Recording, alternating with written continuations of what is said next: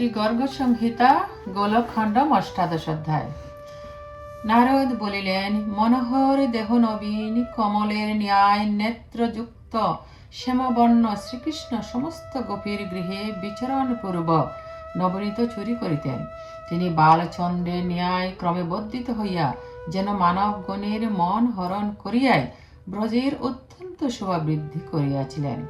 নবনন্দ গোপ চপল শ্রীকৃষ্ণকে ধারণ করত গৃহে রাখিয়া অত্যন্ত মোহিত হইয়াছিলেন। তাহারা অতিশয় সুখে শ্রীকৃষ্ণকে পালন সতত তদীয় গুণগান এবং তাহার উত্তম পুতুল খেলায় সমস্ত জগৎ ভুলিয়া গিয়েছিলেন। রাজা জিজ্ঞাসা করিলেন, হে দেবর্ষি নারদ, 9 জন নন্দ ও উপনন্দ দিগের নাম, মঙ্গলময় কর্ম এবং 6 জন বিষবানুর নামও আমার নিকট কীর্তন করুন।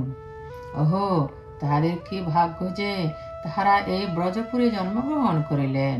নারদ বলিলেন, গয়, বিমল, শ্রীশ, শ্রীধর, মঙ্গলায়ন, মঙ্গল, রঙ্গবলীশ, রঙ্গজি ও দেবনায়ক ইহারা গোকুলে নবনন্দ নামে কথিত হন।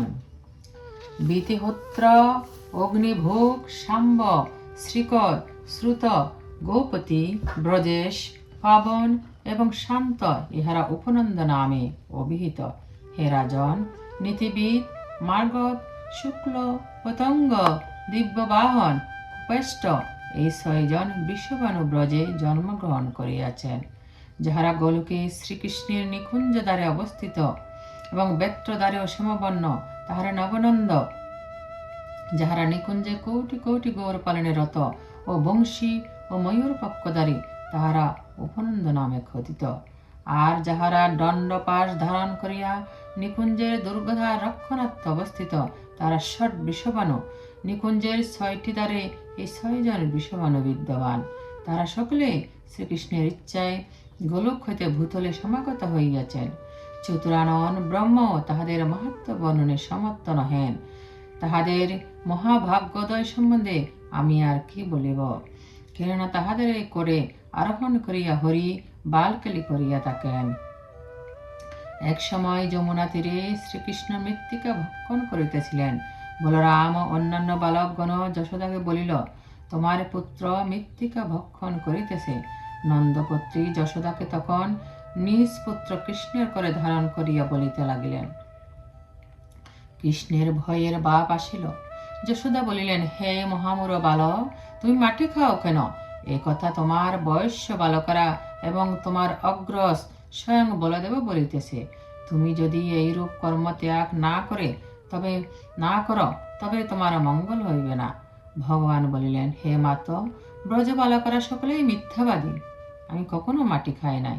যদি তুমি ইহাদের বাক্যই সত্য বলিয়া মানিয়া লও তবে এখনই আমার মুখ দেখিয়া প্রত্যক্ষ করো। নারদ বলিলেন, অনন্তর বালক মুখ বেদান করিল। যশোদা শিশুর সুন্দর মুখ নিরীক্ষণ করিয়া দেখিলেন, তাহার মুখ মধ্যে ত্রিগুণ রচিত ব্রহ্মাণ্ড বিদ্যমান। যশোদা যমুনা তটে বালকের মুখ মধ্যে সপ্তদ্বীপ, সপ্ত সমুদ্র, সশৃঙ্গ বহুদীর পর্বত, ব্রহ্মাদি ত্রিলোক এবং ব্রজধাম সহ নিজ আত্মা অবলোকন করিয়া নয়ন নির্মিলিত করিলেন। তিনি বুঝিলেন, আমার এই বালক সাক্ষাৎ হরি। তখন শ্রীকৃষ্ণ যেন যশোদাকে নিজ মায়ায় মোহিত করিয়া হাস্য করিলেন। যশোদা মোহিত হইলেন। তিনি কৃষ্ণের পূর্বদিষ্ট ঐশ্বর্য আর স্মরণ পথে রাখিতে পারিলেন না। গোলকখণ্ডে অষ্টাদশ অধ্যায় সমাপ্ত।